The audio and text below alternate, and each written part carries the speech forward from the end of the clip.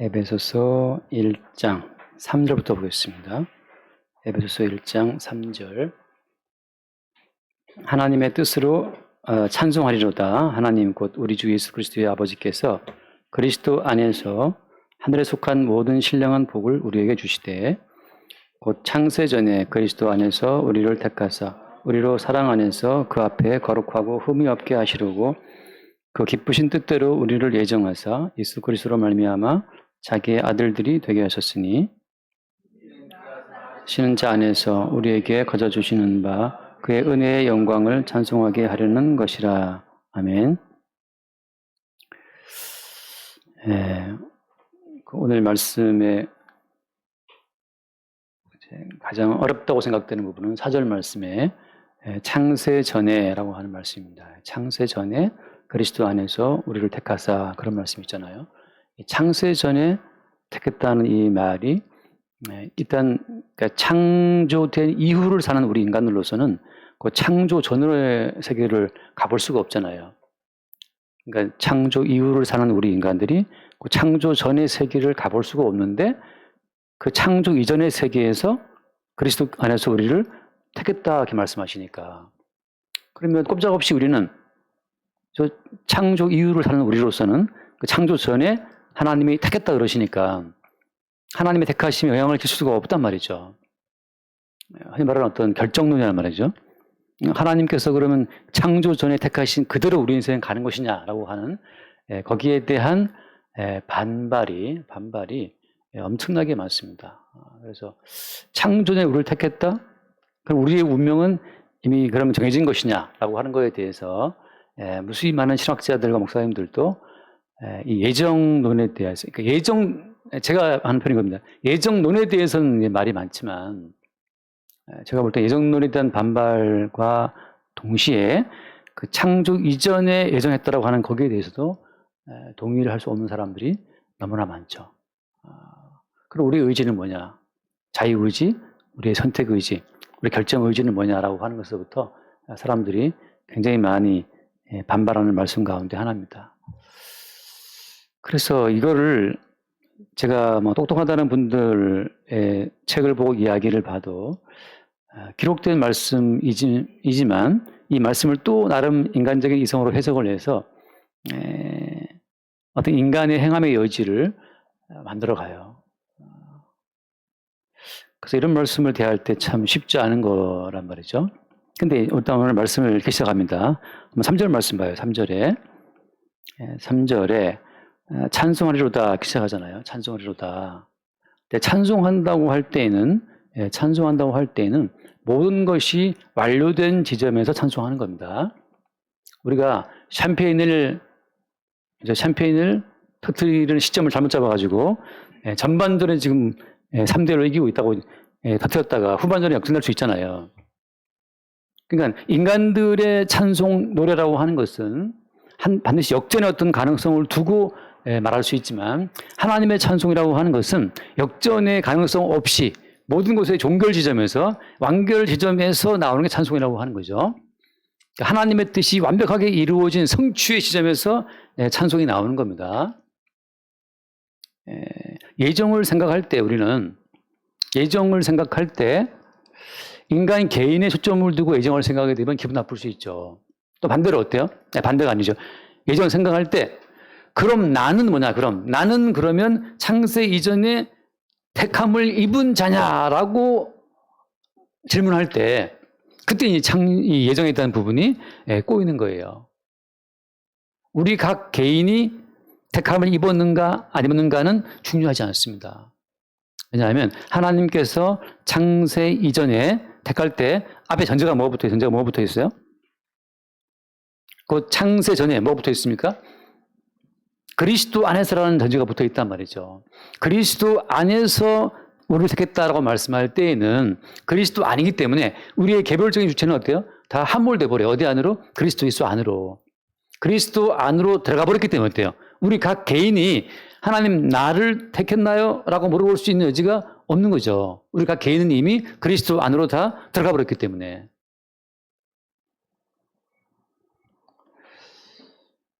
우리가 김영삼 정부 때 그때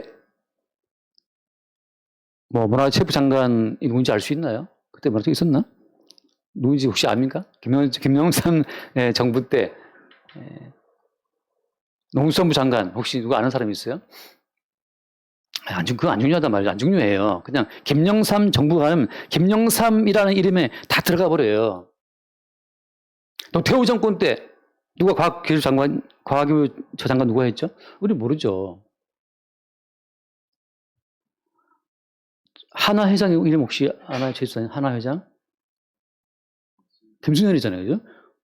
하나 그룹의 부장 이름 혹시 이사, 상무이사, 전무이사 혹시 이름 알아요? 전무이사? 우리 알 바 없죠. 몰라요. 그냥 한화라고 하면 그냥 김순현에 다 빨려 들어가는 것처럼 거기에서 거기에 있는 그 한 특정 개인의 이름으로 빠져나올 수가 없다고 하는 거죠. 바꿔 말하면 개인의 어떤 자리에 중점을 두고 주위의 택하심을 생각하게 된다는 사람들은 다 오해하게 되는 겁니다. 바꿔 말하면 개인의 초점을 두고 내가 예정되었을까, 택함 받았을까라고 생각하는 사람들은 엄밀히 말하면 어때요? 택함 받지 못한 거라고 저는 봐요. 너의 입장과 너의 처지를 생각하는 그 너의 독립적인 자리라고 하는 것은 그건 마귀가 말하는 중거란 말이죠. 나의 개인적이고 독립적이고 주관적인 자리라고 하는 것은 마귀로부터 주어진 어떤 하나의 허상적인 위치지 실체가 아니란 말이에요. 실체가. 그리스도 안에서 우리를 택했다라고 말할 때 그때 어때? 우리의 개인적인 모든 자리는 사라지는 거예요. 그래서 어때요? 성경에서는 14만 4천이라고 말을 할 때 어때요? 어린 양의 인을 받았다 그러는데 어린 양의 인을 받은 그 14만 4천이라고 말할 때 어때요? 다 숫자로만 이야기되는 거지 거기 개인적인 이름은 들어갈 여지가 없다고 하는 거죠. 숫자로만 다 이야기돼요. 똑같아요. 666도 어때요? 숫자로만 들어가게 되지 개인의 이름은 들어갈 여지가 없다고 하는 거죠. 그냥 숫자로만 다뤄지는 존재들 거기서 그리스도 예수 안에 있느냐 아니면 저 그리스도 마귀에게 있느냐만 달라지는 것뿐이지 개인의 어떤 자리는 그 속에 없다고 하는 거죠. 예를 들어서 제가 들은 비유지만 사람의 몸 가운데에서 독자적인 영역이 있다고 하는 것은 뭐예요? 인체 가운데에서 머리의 통제를 받지 않는 독자적인 어떤 영역이 있다. 이건 뭘 말하는 겁니까? 이건 암이에요. 암. 머리의 통제를 받지 않고 지 멋대로 약물을 빨아들여가 자기의 세계를 만들어 간다고 하는 거죠. 그리스도 예수 안에서 독자적인 내 자리라고 하는 것은 암덩입니다. 그래서 바울이 늘 말했던 것처럼 왜 할례냐 무할례냐 아무것도 아니다 그게. 할례 받은 나의 어떤 그 가치를 주장하는 순간 그는 그리스도 예수 안에서의 암덩입니다. 왜냐하면 그리스도 예수만 머리로 나타나고 증거되어야 될 자리에서 할례 받은 자기를 드러내기 때문에 잘라져야 되는 거죠. 교회 가운데서 목사가 드러난다? 잘라져야 되는 거예요. 예전에 지금은 좀 없나? 근데 예전에는 버스 타고 지나가다 보면 길가에 큰 예배당이 있는데 그 예배당 가운데 그 큰 글씨로 담임 목사 땡땡땡 써져 있어요. 와, 저 교회는 십자가는 요만한데 담임 목사 누구는 엄청나게 대표나게 붙여놨는데 그 목사 교회지. 제가 볼 때 항상. 아이고, 저 교회는 저 목사 교회구나. 큰 암덩어리 하나 거기 붙어 있는, 암덩어리 거기 붙어 있는 거예요. 여기 지난 수요일 날 여기 화초 밑에 아주 그냥 버섯이 하나 이렇게 탁 올라와서 버섯이 혐오스러운 색깔로 제가 하고 싶었으나 좀 혐오스러워서 안 됐는데 어제 이제 제 아내가 제거했더라고 이 독버섯을 이게 올라왔고 근데 이 화초가 자라난 여기 신성한 여기 가운데 독버섯이 웬 말이냐 약간 습하니까 생긴 것 같아요. 여름이니까 습해서 독자적인 나의 자리를 세우겠다고 신성한 땅의 양분을 빨아먹고 아주 그 이상한 색깔로 이렇게 피어 있어요. 아주 예쁘다 할 수 없는 그 이상한 색깔로 그런 것처럼 독자적인 자기의 자리에서 나는 택함 받았을까? 나는 구원 받았을까? 라고 묻는 자체가 그게 의심스러운 거예요. 할례나 무할례가 아무것도 아니고 택함 받았는지 안 받았는지도 아무것도 아니고 나의 구원 받았는지 그것도 아무것도 아니에요. 구원 받았을까라고 확신, 장담 받아도 어때요? 마지막 날 주님 앞에서 난 너를 도무지 모른다라고 주의 심판받은 말미암아서 슬피 울며 이를 가는 자들이 있단 말이죠. 본인의 구원을 왜 신경 쓰냐 말이죠. 우리 하윤이가 맨날 엄마 나 엄마 딸 맞아? 하고 우리 주은이가 맨날 아빠 나 아빠 아들 맞아? 라고 매일 물어보면 매일 물어보면 그만 좀 해라. 네가 아빠 아들인지 아닌지 네 자신이 확신하지 않아도 어때요?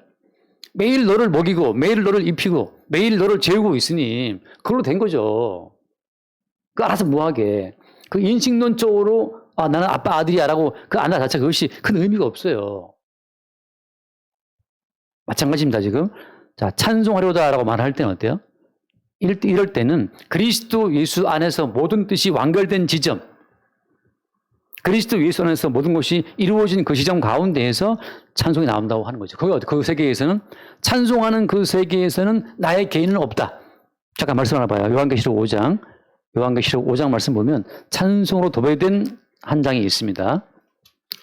요한계시록에서 특이하게 찬송으로 쫙 깔린 장이 5장인데 5장 5절 말씀 봐요. 5장 5절에 제가 사절을 먼저 좀 들으세요. 볼게요. 하절을 보면 그 두 마리를 펴거나 보거나 하기에 합당하지 보이지 아니고 내가 크게 울었다. 자, 사절에서는 사도 요한이 크게 울었어요. 5절 말씀 같이 봐요. 장로 중에 한 사람이 내게 말하되 울지 말라. 유대 지파의 사자 다윗의 뿌리가 이겼으니 그 두루마리와 그 7인을 떼시리라 하더라. 요한은 울었단 말이죠. 왜 이 두루마리를 펴거나 보거나 할 자가 없느냐. 계시의 세계와 역사의 세계의 모든 것을 펼 자가 없어. 장로 중에 하나 말하죠. 울지 말아라. 누가 이겼다? 다윗의 뿌리이신 누가 이겼다? 이겼기 때문에 뭐 한다? 7을 때릴 것이다. 그 다음 말씀 봐. 6절 말씀 6절. 내가 또 보니 보좌와 내 생물과 장로들 사이에 한 어린 양이 서 있는데 일찍이 죽임을 당한 것 같더라. 그에게 7뿔과 7눈이 있으니 이 눈들은 온 땅에 보내심을 받은 하나님의 7영이더라. 여기 보면 또 뭐가 쫙 나옵니까? 7뿔, 7눈, 7영 나오는데, 자, 어린 양이 나온단 말이죠. 어린 양이. 일찍 죽임당한 그 어린 양이 서 있는데, 어떤 모습이에요? 뿔이 몇 개? 7개고, 눈이 7개고. 자, 무슨 말인가 하면, 왜 7이에요? 왜 7? 하나님께서 모든 만물을 언제 지었죠? 며칠째? 7일째. 왜 7일입니까? 8일째 지으면 안 돼요? 열흘 만에 지으면 안 되나?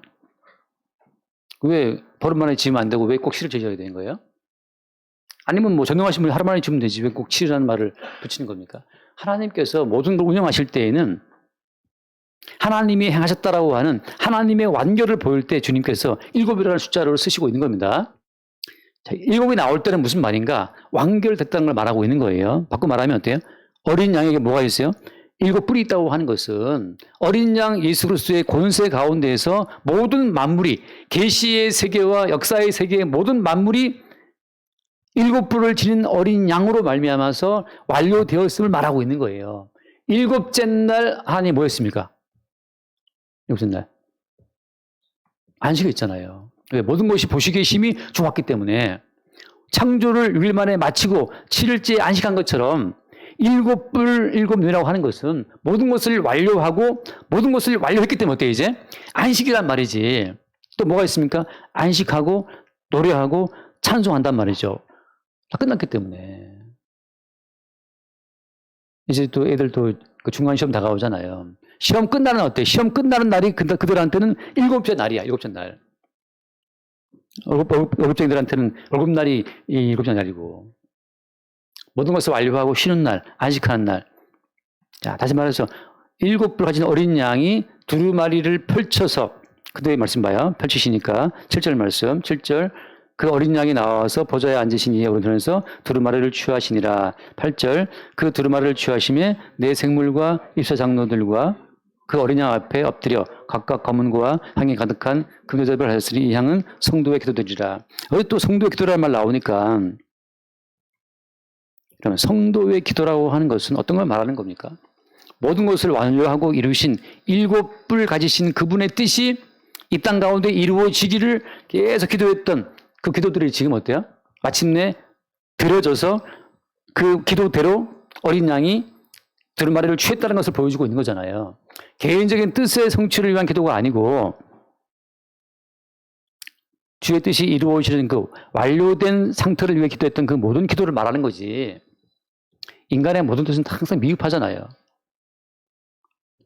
여러분 가운데 나는 만족하다라는 분이 있습니까? 인간은 다 미흡하죠. 그 미흡한 가운데 나는 미흡하지만 어린 양 7뿔 가지신 그분의 뜻은 이루어질 것을 믿고 하는 그 모든 기도들이 거기에 담긴 기도라고 하는 거죠. 개인적인 내 한풀이가 아니고 내 한은 죽을 때까지 풀어지지 않고 끝날 수도 있어요.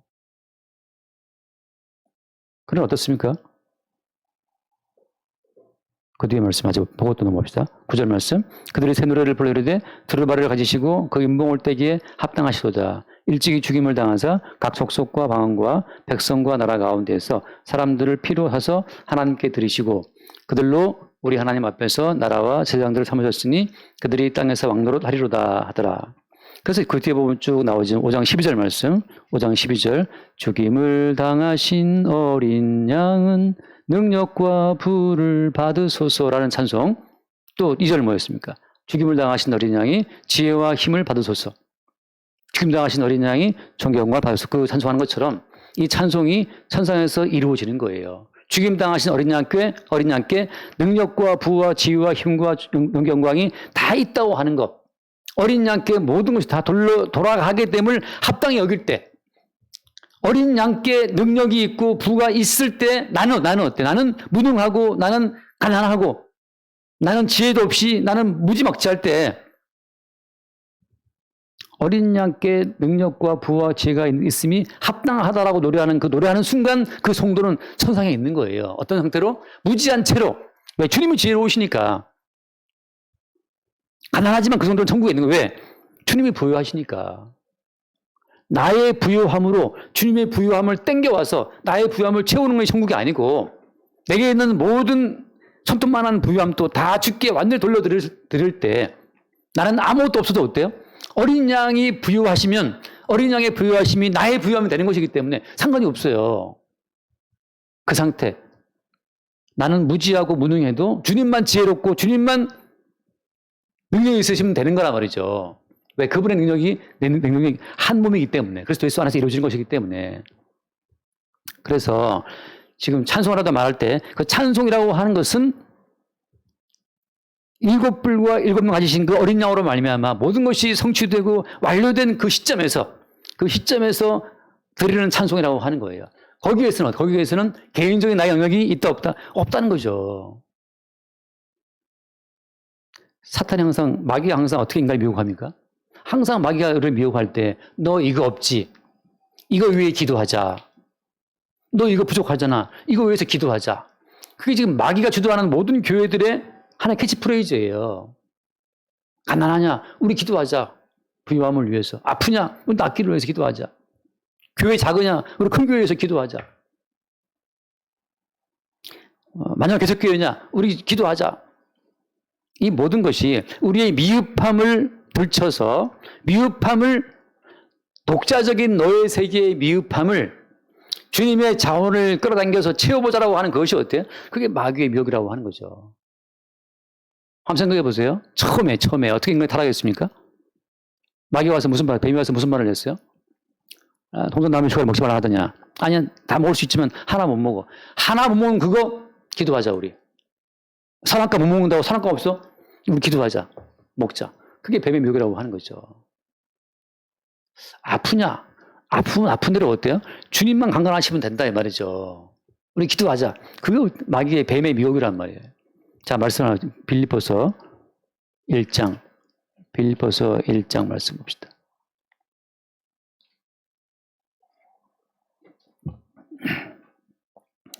(1장 21절) 같이 볼게요. 이는 내게 사는 것이 그리스도니 죽는 것도 유익하다. 죽는 것도 유익하다. To die is to gain. 누가 얻는 겁니까? 누구한테 유익? 내가 정춘하가 죽는다고 치면 누가 유익이죠? 누가 얻는 거예요? 박사이가 죽었다. 그럼 누구한테 유익되는 거죠? 바울이 죽었다. 누구한테 유익되는 거예요? 사도가 죽는 그 자체는 어린 양께 그리스도에게 유익이에요. 누가 죽으면 우리는 차라리 춤을 춰야 되는 거지. 아이고, 할래 잘 죽었다고. 그 얼마 전 보다 보니까 뭐, 그 어떤 불교 승려가 그렇게 조롱하는 걸 들어서 조롱인지 뭔지 모르겠지만, 기독교인들 그렇게 천당 간다고, 천당 가려고 그렇게 믿더니만, 막상 아프니까 천당 안 가려고 그렇게 막 애쓰더라는 거죠. 거기 모인 구독자들이 또 와, 웃어요. 천당 가고 싶다고 그렇게 기도하더니만 막상 지금 죽을 위기에 처해 있으니까 안 죽으려고 그렇게 또 기도한다는 것 자체가 그들이 봐도 웃기는 거죠. 근데 성도 입장에서는 어때요? 죽는 것도 유익하다. 아, 죽을 기회가 오면 할렐루야지. 목사부터. 나부터 그럼 죽어볼랍니까? 예. 윤홍주의 시처럼 그런 날이 오면 조용히 모가지를 들이우고 고개 피 흘리겠 나이다 한 것처럼 이 마귀가 얻는 것은, 마귀가 주는 미혹이라는 것은 너는 살아야 하고 너의 소유를 확대해야 되고 너는 건강해야 되고 너는 유식해야 되고 너는 부유해야 되고 하는 그 모든 그 마귀의 미혹이 우리에게 두려운 공포를 주고 있는 거예요. 우리에게 사는 것이 누구다? 그리스도다. 우리에게 사는 것이 그리스도니? 라고 말할 때는 어때요? 나 예정됐습니까? 그런 질문 자체가 의미가 없는 거지. 내게 사는 것이 그리스도인데 죽는 것도 유익하고 먹는 것도 유익하고 가난한 것도 유익한데 나의 가난함이 잃어버리는 것이 유익이다. 누구한테 유익이에요? To die is to gain. To lose is to gain. 누가 얻는 겁니까? 내가 1,000만 원 손해봤다. 누가 얻는 거예요? 나의 1,000만 원을. 주님이 얻는 거죠. 돈은 왜 돈이에요? 돌고 돌아 돈이라면서요. 돌아서. 내게는 돈이 내 거라고 정말 믿냐 말이죠. 제가 항상 세뱃돈을 준비할 때 빳빳한 새돈을 준비하는데 어느 날 하영이가 물어봤어요. 어떻게 항상 이 새돈을 주시냐. 1년간 모았던, 제가 1년간 돈 모아요. 1년간 돈을 모으는데 세뱃돈을 어떻게 모으냐. 돈이 들어왔을 때 빳빳한 새 거 있으면 항상 빼놔요. 이렇게 딱 이렇게 봉투에 넣어놔. 이렇게. 1년간 5만 원짜리도 모으고 만 다 해서 모아요. 모아서 이제 그러면 1년쯤 되면 좀 세뱃돈 줄만해. 쌓여. 제가 어느 날 보니까 돈이라고 하는 게 나한테 있다가 돌아가더라고, 딴 사람한테. 아, 그때 깨달았어요. 아, 돈은 내 게 아니구나. 잠깐 내가 돈을 쓰다가 딴 사람한테 줄 거기 때문에 내 게 아니기 때문에 깔끔하게 써야지. 그때부터 제가 돈을 깔끔하게 써요. 제가 제일 싫어하는 사람 돈을 이렇게 정말 싫어합니다. 그 돈이 네 거냐 말이지, 네 거냐. 너 좀 쓰고 있다가 또 딴 사람 줄 건데 깔끔하게 쓰고 줘야지. 책 빌려주면 책에다가 막 침 뱉고 한 애들이 있어요. 다시 빌려주고 싶다. 책을 봤으면 깔끔하게 보고 돌려줘야지. 돈 줬으면 깔끔하게 쓰고 돌려줘야지. 왜 돈을 갖다가 이래 갖다 넣었다가 또 막 흘리고 또 막 질질 바람에 돈 네 거야, 네 거. 네 거라면 네가 막 태우든 말 네 맘대로 하는데 그 돈 네 거 아니잖아. 너 쓰다가 또 잠깐 쓰다가 또 줘야 되는데 우리에게 있는 것, 우리 것이 아무것도 없어요. 왜? 모든 죽임을 당하신 어린 양이 능력과 부와 지혜와 힘과 다 주는 거기 때문에 잠깐 있다가 다 죽게 갈 거란 말이죠. 그러니까 나한테 빠져나가는 것은 주님이 얻는 거예요. 원래 주님께 돌아가는 거란 말이죠. 사도 바울이 정말 말한 것은 죽는 것도 유익하다, 얘들아. 뭐 그 죽음을 두려워해. 잃는 것도 유익한 거야. 아픈 것도 유익한 거야. 돈 까먹는 것도 유익한 거야. 너 돈 까먹는 거 결국 주님이 얻으시는 거니까. 아니, 내 돈 저거 사기꾼이 가져갔는데요. 사기꾼 가져갔다고 사기꾼의 돈이 될 줄로 아느냐? 아니에요. 죽임당하신 어린 양이 능력과 부를 다 받으실 분이기 때문에 그 찬송하리로다. 그 찬송하는 그 시점에서 우리는 모든 걸 바라보게 되는 거지. 과정에서 보게 되면 항상 미흡하지만 완결된 시점에서 보게 되면 어때요? 항상 찬송하리로다. 찬송이란 말이죠. 그 완결된 시점에서 바라볼 때 택하셨구나, 예정하셨구나가 드러나는 거지. 지금 미흡한 지점에서 구원받고 싶은 욕망에 눈이 뻘개가지고 어떻게 난 구원받을 수 있을까? 나 지옥 가면 안 되는데. 나 어떻게 돈 벌 수 있을까? 잃어버리면 안 되는데. 나 어떻게 안 아플 수 있을까? 나 아프면 안 되는데. 온갖 미흡한 상태에서 미흡함을 채우기 위해서 달라달라 하다 보니까 거기 누가 오는 거예요? 마귀가 오는 거죠. 야, 선악과 먹지 말라 그랬어? 기도하자. 주실 거야. 기도하자. 하나님 좋으신 분이니까. 죽는 것도 유익하니까. 아프면 어때요? 아픈 것을 감사하는 거죠. 돈을 까먹고 감사한 거지. 하나님 공사 그 빚해 가지고 지금, 비가 센 게 아니라 불이 세가지고 439만 원 들었어요. 근데 아마 생각해 보니까 어차피 돌은 돌고 도는 것이기 때문에 주께서 이것을 지금 취하시는 입장인데 주님 입장에서는 이런 거죠. 말하자면 안방 화장실이 너무 더러워서 바꿔주고 싶은데 주님이 바꿔주신 거예요. 아주 깔끔하게 한번 놀러 가보세요. 안방 화장실이 누워 자도 돼. 물론 이제 오면 사기치고 있다고 할 수 있는데 바뀌었어요. 어차피 어떤 인간도 모든 것을 항상 소유하고 살아갈 수는 없잖아요. 완결된 시점에서 오늘 바울이 말하고 있는 겁니다. 그래서 다시 한번 말씀 하나 볼게요. 누가복음 잠깐 말씀 보면 누가복음 24장. 자, 지금 그리스도 예수 안에서라는 말을 제가 하면서 잠깐 읽겠습니다. 24장 말씀.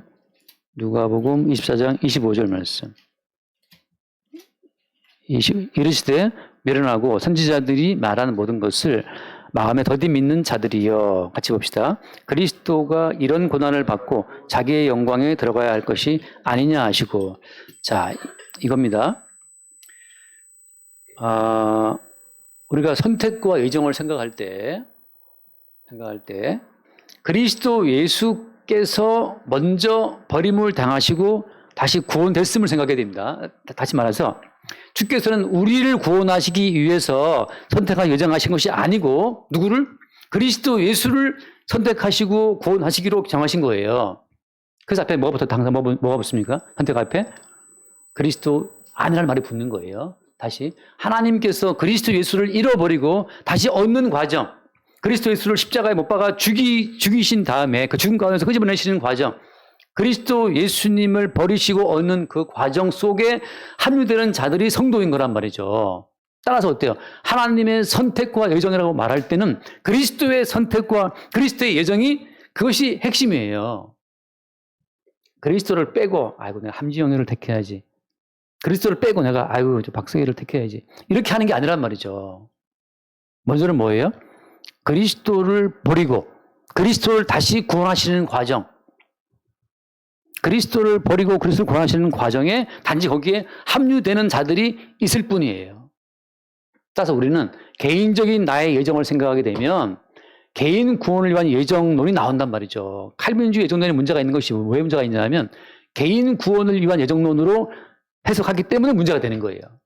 왜? 하나님께서는 개인 구원이 아니라 그리스도 예수의 구원을 위한 예정이 있는데 칼빈 선생님이 잘 모르겠지만 개인 구원의 예정으로 이 예정론을 개선하는 바람에 사람들이 나 예정 됐을까? 나 택함 받았을까? 라고 하는 그 혼돈 속에 들어가는 겁니다. 이건 마귀의 미혹이에요. 아니 왜 예수님께서 구원받아야 되는 겁니까? 왜 예수님께서 이 말씀처럼 이러한 고난을 받고 자기 영광에 들어가야 되는 거예요? 하늘에 계시지? 잠깐 말씀을 로마서 14장 말씀. 여기서 이제 예수님의 구원이 말되냐 또 말 나올 수 있기 때문에 로마서 14장을 잠깐 봅시다. 로마서 14장 9절 말씀. 우리 주와도 약간 폐렴 증세가 있나요? 기침이 아주 좀 심한 것 같은데. 14장 9절 같이 봅시다. 이를 위하여 그리스도께서 죽었다가 다시 살아나셨으니 곧 죽은 자와 산 자의 주가 되려 하심이라. 하나님께서 예정하신 것은 그리스도 예수의 주되심인데 그 주되심을 위해서 뭐가 필요해요? 먼저 죽었다가 다시 살아나시는 과정이 필요한 거죠. 그리스도 예수의 주되심을 위해서 주께서 죽으시고 그 죽음 가운데에서 자기 백성을 함께 끄집어내므로 말미암아서 다시 살아난 자의 주가 되시는 거고 주께서 임의적으로 버림으로 말미암아서 죽은 자의 주가 되시는 거예요. 자, 다시 말씀드립니다. 예수님께서 만유의 주가 되시기로 한 것은 창세 이전에 아버지와 아들 두 분 사이의 언약의 내용이에요. 아버지의 모든 세계를 아들에게 넘겨주고 그 아들을 주되게 하신다고 하는 것이 언약의 내용인데 어떤 식으로 그 아들이 주의 위치를, 주의 자리를, 권세를 가지느냐. 그것은 십자가에 못 박혀 죽음으로 말미암아 죽고 다시 살아남으로 말미암아서 된다고 하는 거죠. 자, 다시 말하면 이겁니다. 이것도 헷갈릴 수 있지만 그냥 일단 들어만 놔보세요. 왜 인간은 창조가 되었느냐? 왜 인간은 타락했느냐? 왜 인간은 선악과를 먹어야 했느냐? 왜 인간은 범죄해야 했느냐? 라고 하는 것은 그리스도 예수의 주되심을 위해서 이루어진 사건이에요. 우리가 범죄에서 죄에 갇혀서 죽음에 갇혀서 죄와 사망에 갇혀서 죽은 자가 되어 있어야 거기에서 우리를 끄집어내시는 예수가 주님이라는 사실이 입증이 된단 말이죠. 늘 하는 말이지만 우리 인간이 타락했다가 사후적인 조치로 주님께서 투입되어서 우리를 끄집어내신 것이 아니고 애초에 그리스도 예수를 만유의 주로 세우시기 위한 언약 가운데에서 우리는 범죄에서 죄에 갇혀 있어야 되는 거예요.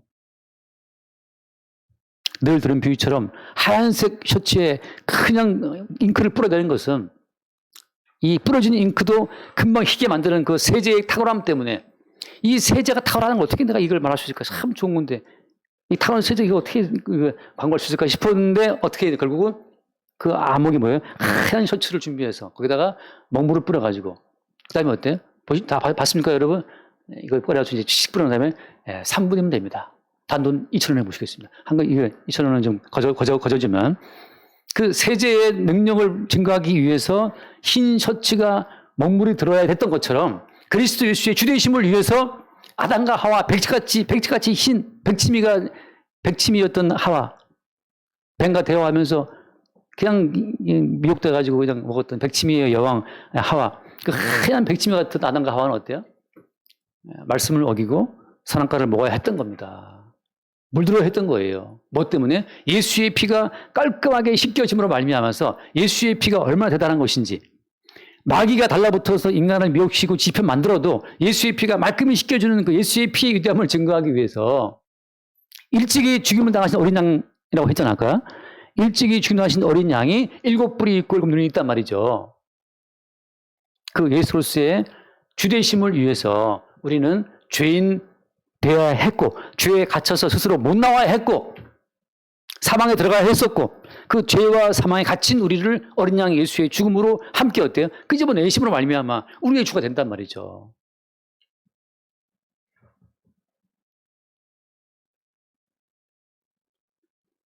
여기에서 예정이라는 그 어떤 단어를 가지고 사람들을 미혹하는 마귀의 전략은 뭐냐? 잠깐 말씀, 마태복음 19장 말씀. 마태복음 19장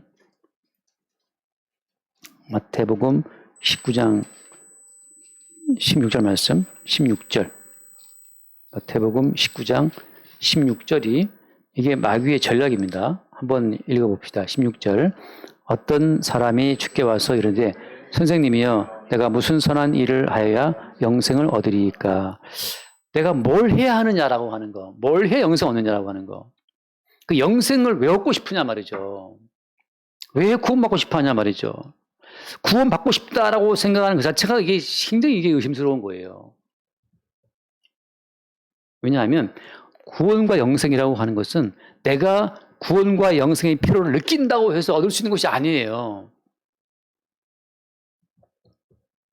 내가 느낀 영생과 구원의 어떤 결핍이라고 하는 것은 결국 인간적인, 인위적인, 자기중심적인 구원과 영생을 항상 생각한단 말이죠. 그렇잖아요. 돈 없는 사람들은 어떤 구원 생각하겠어요? 돈 좀 있고 싶은 구원 받고 싶겠죠. 아픈 사람은 어때요? 병으로부터의 구원. 가난한 사람은 가난으로부터의 구원. 이 사람은 돈도 다 많은데 뭐 어때요? 죽은 다음에 내세 걱정돼. 내세로부터의 구원. 인간이 상상하는 모든 구원과 영생이라는 것은 자기중심이기 때문에 이미 불손한 구원이고 이미 불손한 영생이란 말이죠. 인간이 만들어내는 모든 구원과 영생의 개념으로부터 종교가 시작되는데 그건 종교예요. 따라서 어때요? 내가 이루고 싶은 나의 구원과 영생을 위해서 어때요? 나는 뭘 해야 되는 걸까? 라가 나오는 거예요. 인간으로부터 시작된 구원의 필요성이라고 하는 것은 인간의 행위를 반드시 어때? 요청한다고 하는 거죠. 이게 마귀라는 거예요. 무엇을 해야 구원받을 수 있을까라는 것은 어때요? 다 종교지. 성경에서 말하는 구원이 아니에요. 성경에서 말하는 구원은 그리스도 안에서 택한 자들에게 주어지는 것이기 때문에 내가 지금까지 엉뚱한 구원을 추구했다는 사실이 들통나면서 비로소 주님이 준비하신 구원이 새롭게 드러나는 거란 말이죠. 그래서 주님이 오히려 어때요? 영어로 물어보죠. 뭘 해야, 무슨 선한 일을 해야 됩니까? 라고 물어보니까 주님께서 너 계명들을 지키라 하시니까 무슨 말 합니까? 이 청년이 어느 계명? 살인하지 말라, 가늠하지 말라. 나 다 지켰습니다. 그때부터. Since I was young. 다 적었습니다라고 할 때 주님 하신 말씀이 뭐예요? 하나 부족하다. 자, 팔아갖고 따라와라. 자, 지금 주님의 의도는 주님의 그 뒤에 말씀입니다. 23절 말씀, 23절. 거기 마태복음 19장 23절. 주의 의도는 이거죠. 같이 봅시다. 예수께서 저에게 이르시되 내가 현실로 너에게 이르니 부자는 천국에 들어가기가 어렵다. 얼마나 어려워요? 낙타가 바늘기로 하는 거. 이거 뭐예요? impossible. 불가능이란 말이죠. 그래서 저들이 물어보죠. 어떻게 되냐? 25절 말씀. 같이 봐요. 25절. 저희들이 듣고 몹시 놀라 이르되 그렇다면 누가 구원할 수 있습니까? 다 함께 26절. 예수께서 그들을 보시며 이르시되 사람으로는 할 수 없으나 하나님으로서는 다 할 수 있다. 그냥 여러분 사람으로서는 안 된다는 거. 안 돼. 뭐 알죠? 개콘. 안 돼. 구원은 안 되는 거예요. 구원은 안 되는 건데 이 정도는 잘못됐으니까 그건 됐다. 왜 인간의 자유의지를 무시하냐? 우리가 할 수 있다. 할 수 있다고 말하는 그 모든 것이 다 어때요? 바늘기 딱 세워놓고 우리는 I can do it, we can do it 할 수 있다. 바늘기 통과하자. 대가리 디미는 거죠.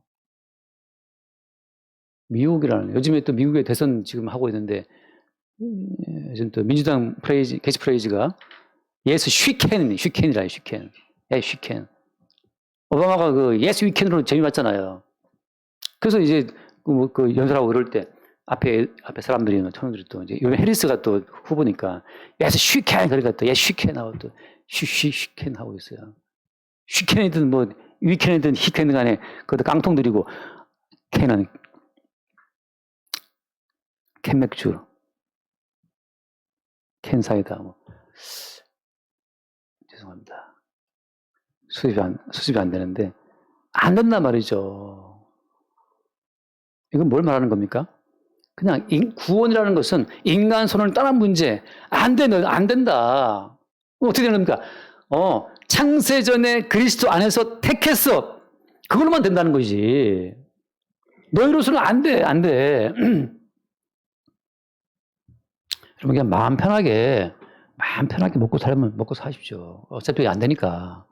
안 되는 건 뭐 어떻게 해요? 우리 지금 은규는 서울대 아예 바라보지도 않아요. 우리 은규는 언니가 치는 피아노 악보를 보더니만 피아노 쪽은 당시 생도 음악은 아예 관심 없다는 거죠. 그 피아노에 이런 악보가 아니고 막 악보를 도저히 볼 수 없는 악보가 있어요. 보더니만 아예 접쳤어요. 지금 배관 설비에 관심을 갖고 있어요. 배관 설비에. 화장실 공사하면서 배관 설비가 좀 돈 된다 그러니까 지금 관심 갖고 있는데 여자의 몸은 좀 힘들다. 구원이라는 것은 낙타가 바늘기 안 되는 것처럼 그냥 안 되는 겁니다. 그 안 되는 건데 된다라고 자꾸 말할 수 있는 거 이렇게 기도하시면 됩니다. 이렇게 말씀 봅시다. 이렇게 구제합시다. 헌신합시다. 다 거짓말이에요. 거짓말이야. 뭘 해도 안 돼요. 구원은. 뭘 해도 안 되는 구원을 된다고 말하면 참 창세전에 그리스도 안에서 택하신 주님 입장에서 못 쓰겠죠. 야, 니들 안 된다니까? 니들을 다 죽여놓은 다음에 주님의 일방적인 작업으로만 주님이 행하시는 거예요. 그래서 할 수 있다고 말하는 예스 위켄이든 예스 쉬켄이든 간에 할 수 있다는 그들의 모든 입을 주님 어때요? 다물게 하시기 위해서 뭘 주신 겁니까? 입 딱 쳐라. 로마서 3장 19절 말씀. 3장 19절. 우리가 알거니와 우리 율법이 말하는 말, 율법 아래에 있는 자들에게 말하는 것이니 모든 입을 막고 온 세상을 하나님의 심판 아래 있게 하려 함이라. 모든 입을 막고 율법 아래에 왜 이들이 있는 겁니까? 내가 뭘 해야 구원될 수 있습니까? 라고 물어보는 자들이기 때문에 그들은 다 법 아래 있는 자들이에요. 내가 뭘 해야 영생을 얻을 수 있습니까? 다 법 안에 있는 자들이죠. 우리가 주체가 되어서 뭔가 할 수 있다고 생각하는 그 모든 생각이 마귀로부터 왔다는 생각이에요. 너희들은 입 닫히고 조용히 어떻게 하라? 죽어라. 죽음 속에 있을 때 죽음 속에 풍덩 뛰어 들어와서 우리를 건지시는 예수 그리스도에 의해서 구원되는 건데 죽음 속에 있지 않고 지금 살아있다고 생각하니까 살아있다고 생각하는 그 허상의 세계에 있다 보니까 죽음의 세계로 풍덩 뛰어 들어오신 예수님과 이게 이 접선이 안 되는 거예요. 아, 나는 정말 죄 가운데 죽은 자라는 사실을 내가 알 때 우리의 죄를 지고 죽음 당하신 예수와 함께 그 죽음 속에서 이게 접선이 되는데 살아있다는 허상 가운데 빠져 있어서 내가 뭘 해야 구원될 수 있을까? 나는 뭘 할 수 있을까? 그 살아있다는 자기의 살아있음의 기반을 두고 구원을 탐색하니까 죽음의 세계에서 구원을 이루신 예수님하고 딴 세계에 지금 존재하고 있는 거예요. 그래서 뭐 선택이 어떠니, 예정이 어떠니, 뭐 잡소리가 많은 거죠. 성경에 예정론은 없어요. 예정은 있지만. 제가 지금 주진 않았지만 세연자매 그 로마서 9장을 그때 말할 때 로마서 9장 11절 말씀 있잖아요. 9.11 사태처럼 거기 뭐가 나와 있습니까? 이삭이 두 아들 낳았을 때 리브가가 아들 둘 낳았잖아요. 야곱과 에서가 태어나기도 전에 무슨 선이나 악을 행하기도 전에 부르심을 따라되는 뭐죠? 하나님의 뜻. 하나님의 뜻이 행위로 말미암지 않고 오직 부르시는 이로 말미암아 서게 하려 하신 것처럼 행위가 아니라는 거예요. 행위에 초점을 두는 다 바바리 인사들이 있는데 내가 뭘 해야 되는 겁니까? 내가 뭘 해야 구원할 수 있습니까? 내가 뭘 해야 구원을 유지할 수 있을 겁니까? 내가 뭘 안 하면 혹시 구원 취소되나요? 내가 뭘 하면 구원이 쭉 유지가 되고 내가 뭘 안 하면 구원 안 받는 겁니까? 내가 뭘 해야 구원받는 자로서의 정체성을 내가 입증할 수 있습니까? 행위에 자꾸 초점을 두고 있는데 여기 신한은행 건물 있었던 여기 건물 지으신 분 있잖아요. 그 건물 지으신 분 아드님이 반신불수 맞죠? 반신불수예요. 그 집은 건물세 나오는 거 갖다가 그 반신불수 아들 부양하느라고 엄청난 돈을 쓰고 있어요. 근데 그 아들이 뭘 했어요? 그 아들은 아무것도 안 해. 반신불수니까. 근데 어때요? 평생을 그 건물 지으신 분이 매게 살려. 일도 안 하고 그냥 맨날 들어누워서 뭐 텔레비 보고 반신불수니까 아무것도 안 하는데 한 것도 없이 어때요? 건물주의 아들로서 조물주에 있는 건물주의 아들로서 지금 누리고 있는 거죠.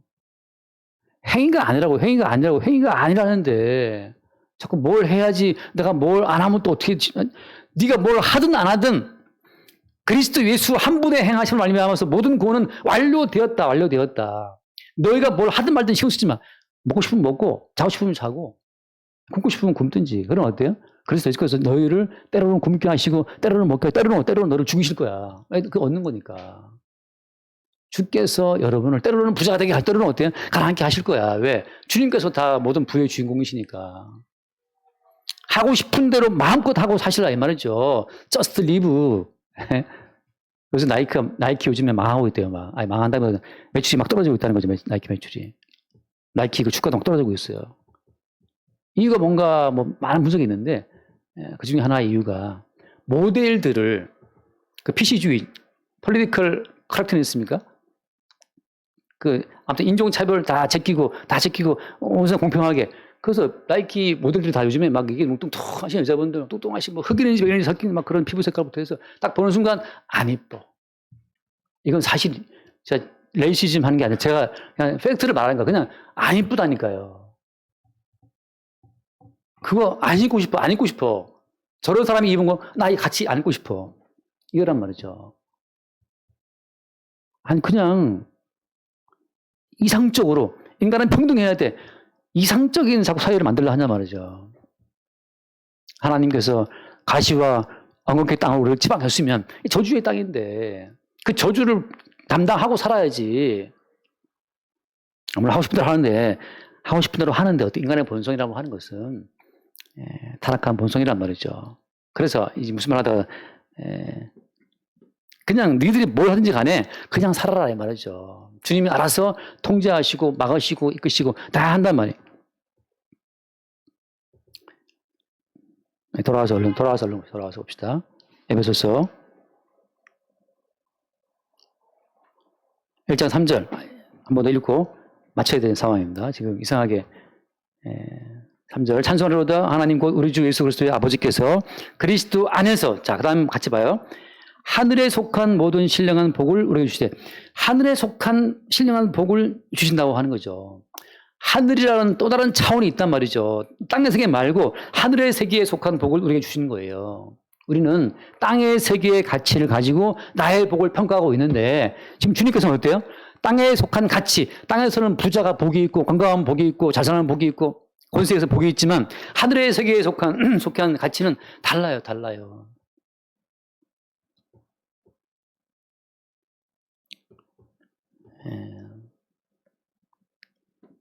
아합의 왕이, 이스라엘 왕이, 아합 왕이 왕이었지만 어때요? 신령한 세계에서는 저 아합 누가 죽이지? 아합이 왕복을 입고 지금 왕자란 떠렁떠렁 하고 있지만 하늘 천상의 세계에서 미가야 보니까 저 아합을 누가 죽이지? 천상의 세계에서는 지금 떵떵거리는 그 아합 왕을 죽일 하나님의 계획이 세워져 있어요. 내가 가서 거짓말로 미혹하겠습니다. 내가 가서 꿰고 이룰 것이다. 아합이 어떻게 마지막에 죽습니까? 전쟁에 나갔다가 우연히 쏜 화살이 휙 날아와서, 그것도 하필이면 갑옷 솔기, 갑옷 깨매고 이럴 때 이 무장대지 그 천처럼 됐는데 거기에 맞아가지고 아합 왕이 그 전차에서 피를 쏟고 빨리 나가자 해도 전쟁이 있어서 못 나갔잖아요. 그 죽었어요, 마지막에. 그 피를 냇가에 씻으니까 개들이 와서 그 피를 핥아 먹었죠. 지상의 세계에서 왕인데 천상의 세계에서는 저거 어떻게 죽이지?